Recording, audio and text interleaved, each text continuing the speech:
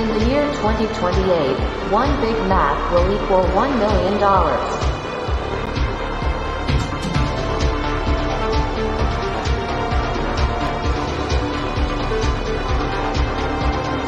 From the Gospel of John McAfee.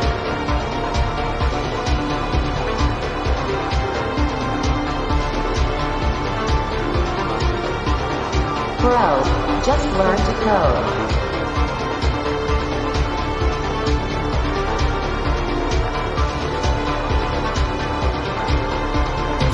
The Project Freedom Podcast.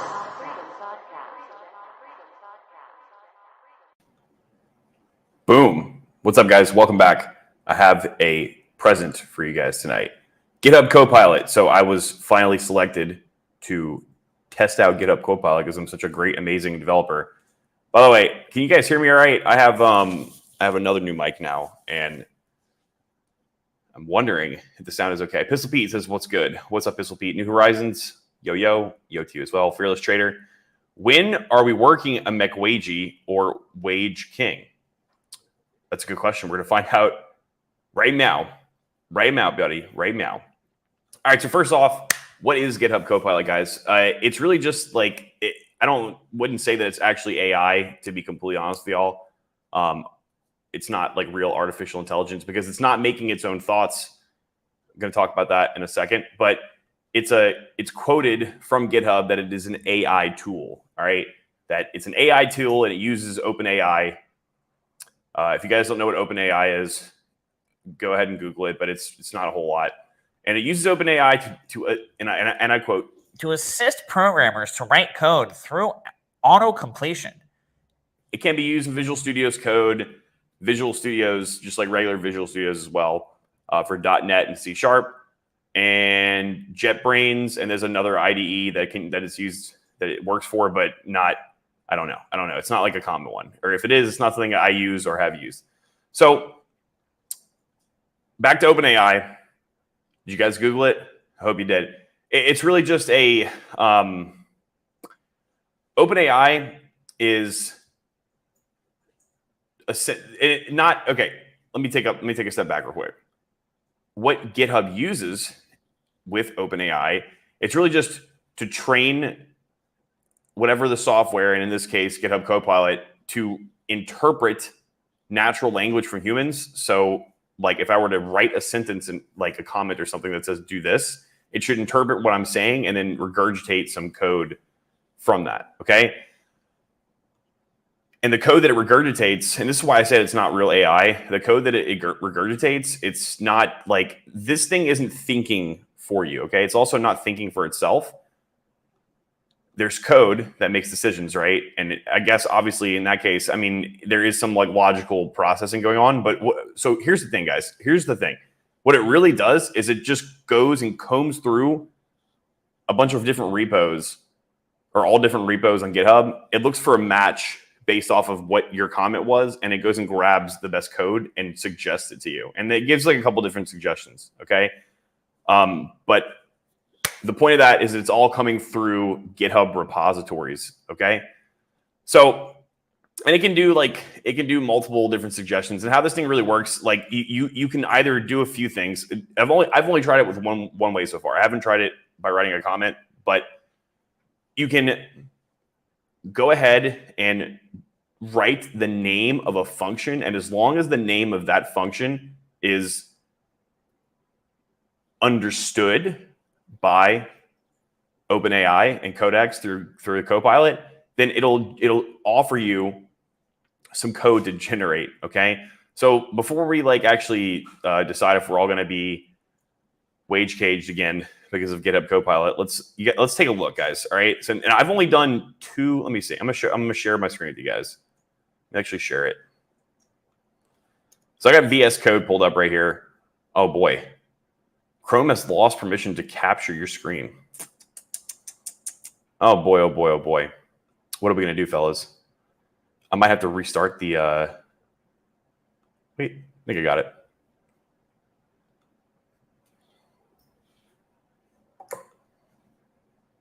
Yeah, I'm going to have to quit. I'm about to rug you guys. Hold on. Let's hopefully I'm going to play this and hopefully it comes back. Hopefully it's the session stays live. All right, I'll be right back, guys. What's up, guys? I'm Josh, or as you probably know me, eLift Program, and I'm here to talk to you about Developer Direction. What is Developer Direction, you might ask? We are the ultimate IT network and training academy. Ever heard of Fight Club? Yeah, it's kind of like that, but with more computing power. We teach and give courses just like boot camps, but that's not all. We help people actually get jobs, unlike. All right, looks like I'm back. Okay, so now guys, now I can share the screen, okay? All right, take a look.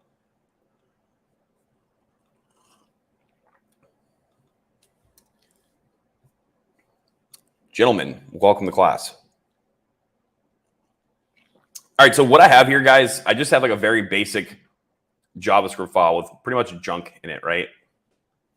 And this is some like random project that I was doing for one of the courses at DD a couple weeks ago. And here's a JavaScript file. So, all right, everything after this CoPilot generated function, this is all CoPilot's code, all right?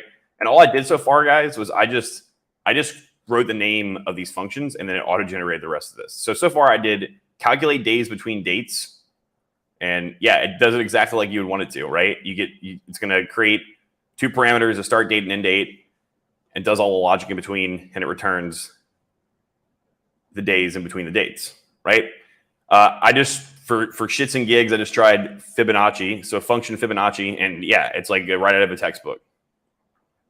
Takes a number and returns the Fibonacci recursion, or it applies Fibonacci recursion to it and returns you that number. And then I tried get number of mints from Postgres. All right, so this is something that I have to do for work later on tonight. But I was okay. So I was gonna see how well this worked, because I just wanted to find some auto-generated JavaScript function that goes and fetches data from a Postgres DB. Okay, so it knows nothing about that at all, and it definitely didn't do it right at all, the way that I wanted. It said var mint count equals document.get element by ID. So this is trying to grab something from the document, from the DOM HTML page, right? Which that's not what we want, and does that. But I think, guys, and I'm not sure if this comes into play or not. I think it also reads your rest of your code just like normal IntelliSense would do, and I think it goes ahead and adds that to the equation of what it's going to pull.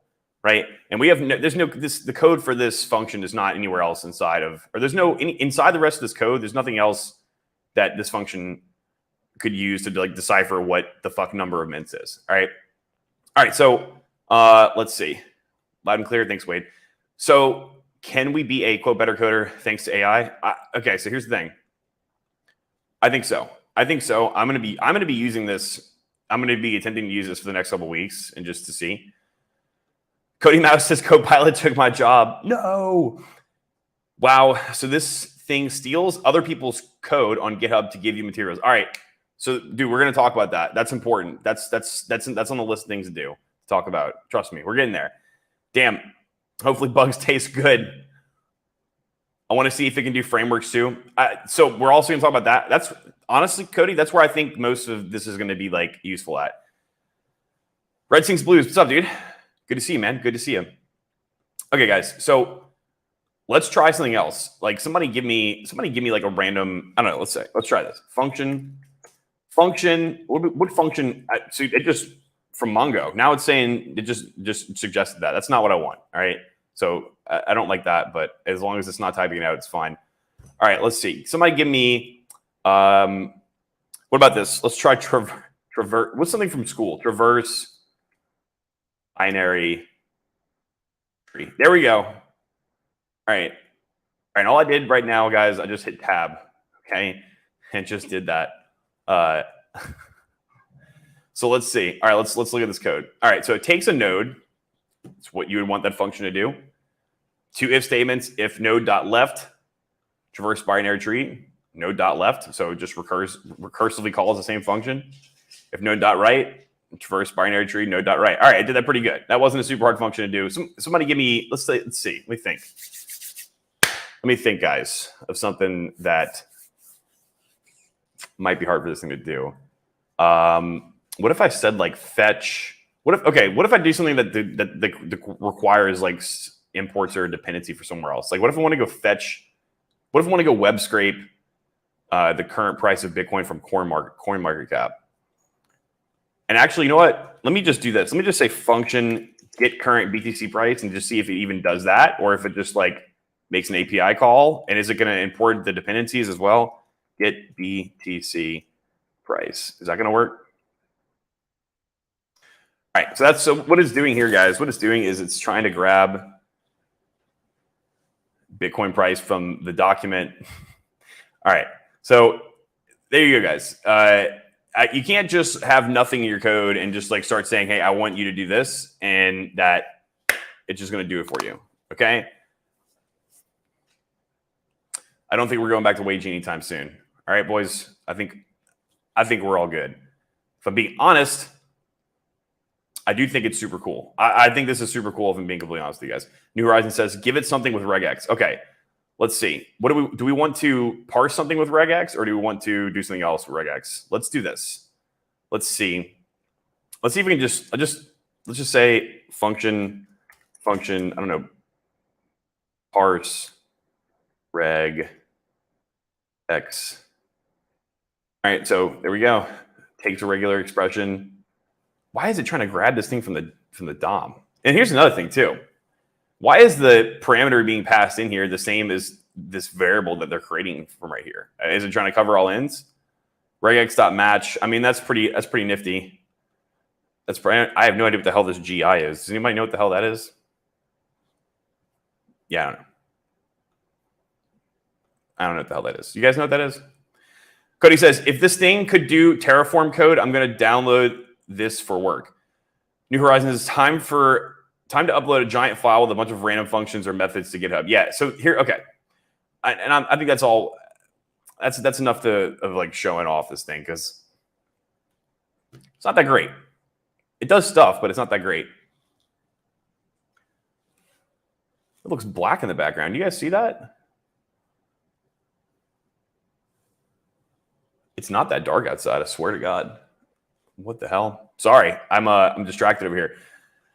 New Horizons G is the only thing I forgot. It's going to 0. It says Aurelian Pontus. A-H-H-H-H-H-H-H-H-H. Yep.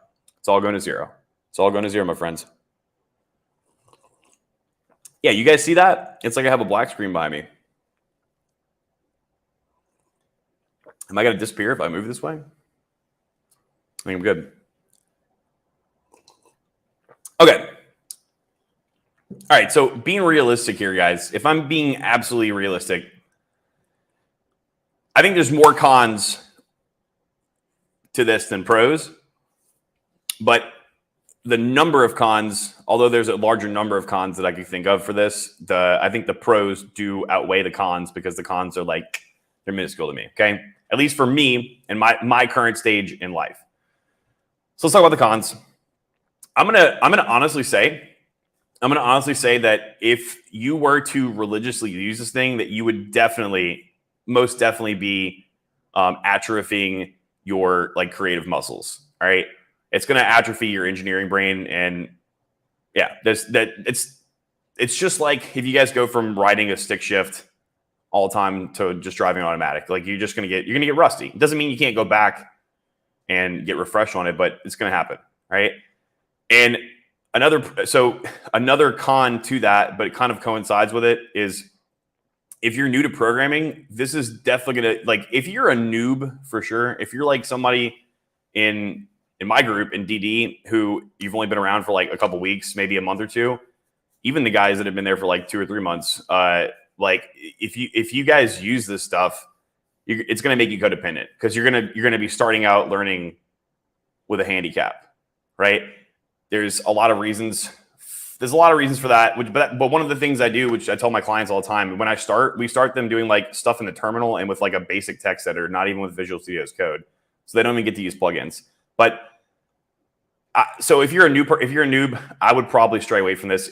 If you're focused on learning, if you're trying to finish a project because you're getting paid for it, you have work, or you need to be completed and be correct, then in those times, yeah, maybe. But I do think actually your GitHub repo needs to be of a certain age to even be able to be qualified for the testing of this right now. But I don't know. I guess I'm just super cool. And the final con, and this con, I don't think this is going to be super problematic. But since it's not real AI, since it pulls code from other repos, like you might actually be copywriting someone else's code that's trademarked or patented. All right.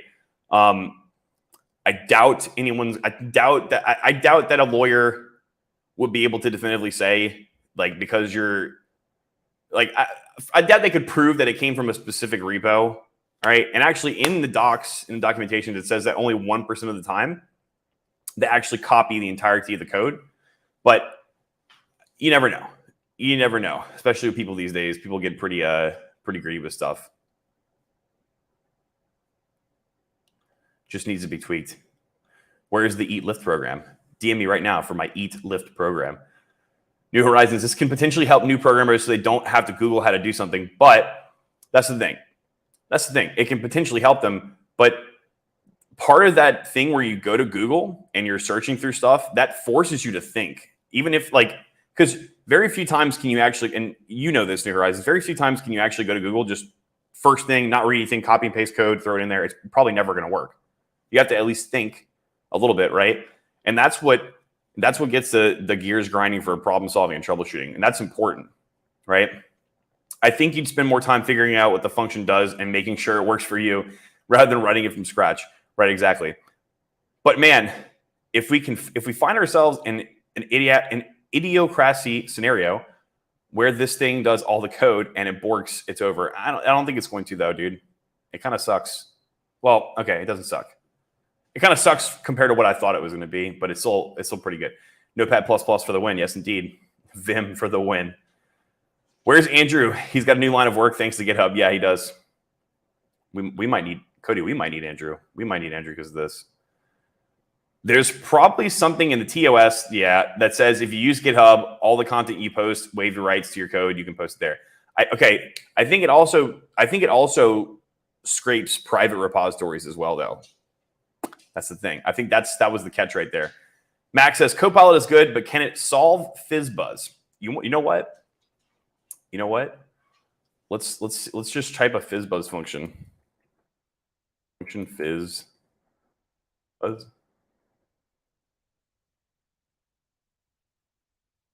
Gonna do it. Aha! Oh damn! Oh damn, Mr. Max Signitas, look at that. Look at that. I don't know, you tell me. Cody says, yeah, I can, LOL. I think this is the first thing that it did that we wanted it to do, right? Not bad. Not bad. Idiocracy. So guys, I mean, that's as far as the cons go. All right.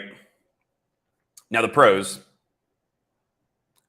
The pros. And I am a pro. I'm a professional after all. So we got to talk about the pros. It's actually kind of good. All right. That's the biggest pro. It's at least from getting actual utility out of it. All right. But I'm thinking about using this thing as a tool to supplement my code and to supplement my time for bootstrapping things. Not for handling like heavy logic that's probably going to be super specific to the project that I'm working on, okay? But other than being super specific on a project that I'm working on and no one else probably is or might not be, it's pretty good for just like for generating boilerplate template code. It's pretty good. I can't lie. Wasn't what I thought it was going to be, but it's pretty good. And because of that, the pro is if you are all about trying to maximize your time efficiency, you're going to save a boatload of time with this, right? That's pretty important, especially if you have a lot of things going on. If you have a lot of projects, if you are an employee or self-employed and you run your own business, either way, I mean, people are paying you money for software, and you can't just let around and sit and let software linger, because that's what devs tend to have a tendency to do, right? And the final most important pro, guys, in my opinion, and anyone who here is a software engineer, you guys know this is pretty important. It's less typing, right? Software engineers are lazy when it comes to typing, and they don't like to type. You'd think that they would be the opposite, but that's not the case. So all in all, guys, I would say that it's probably a perfect tool for someone who's more experienced, not trying to learn. They're not coding right now so that they can learn. They're experienced because maybe they're in the field and they actually are having to shell out code in a time-efficient manner. So it's probably the perfect tool for someone who's more experienced and just needs to lay out like infrastructure or like skeleton code. All right. And possibly some functions too. But I don't think it's the perfect tool for everything. Okay. And especially if you're learning, in the process of learning, and or you're needing to do something specific in your own way. Damn modulus. Oh, Michael T. Michael says, yo, will it take my job? Nah, unfortunately. Fortunately not, homie. It's not going to.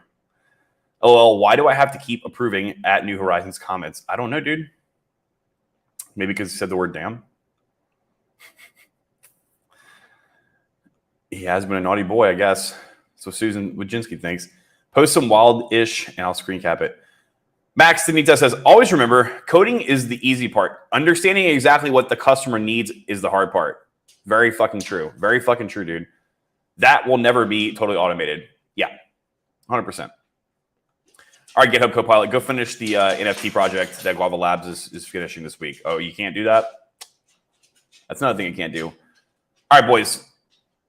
That's all I had. Hope you all learned something today about GitHub CoPilot. And for the guys in DD, I'll show you that to you guys tomorrow night. So same as usual, learn to code, learn to change your tire, self-custody your crypto. We have links to do all that stuff in the bottom in the description below. Love you all, and I'm out. See ya.